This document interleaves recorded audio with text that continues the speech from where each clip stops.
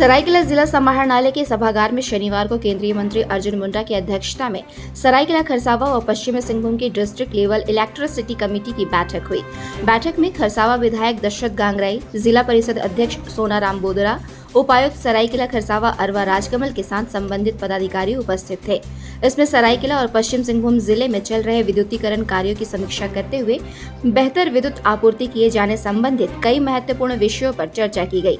इस दौरान मौजूद विद्युत विभाग के महाप्रबंधक श्रवण कुमार ने राज्य और केंद्र सरकार द्वारा विद्युत आपूर्ति को लेकर चलाए जा रहे विभिन्न महत्वाकांक्षी योजनाओं की जानकारी कमेटी के समक्ष रखी।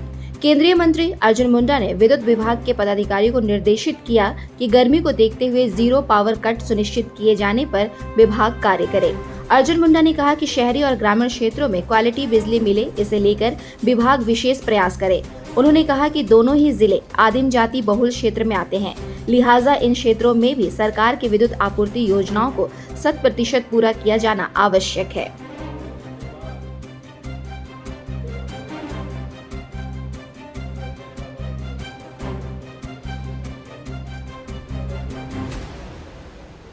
जिलों का वेस्ट सिंहभूम और सरायकेला खरसावा का यहाँ सरायकेला समाहरणालय में हुआ, जिसमें क्वालिटी पावर सप्लाई अर्बन और रूरल एरिया में बेहतर कैसे हो, इसको इम्प्रूवमेंट करने के लिए और क्या क्या संभावनाएं हैं।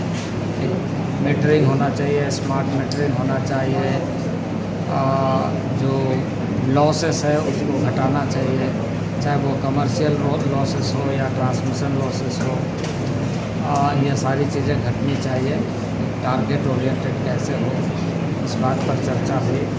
लेकिन रेवेन्यू विलेज के अंदर में कई टोले के नाम से थोड़ी दूर दूर में होते हैं, तो वैसे जो छूटे हुए गांव हैं उन सारे गांव में जल्द से जल्द बिजली पहुंचे, ये कैसे सुनिश्चित हो, इस पर चर्चा हुई। इसके प्रोजेक्ट बनाई गई। तो मैं समझता हूँ कि फीडर का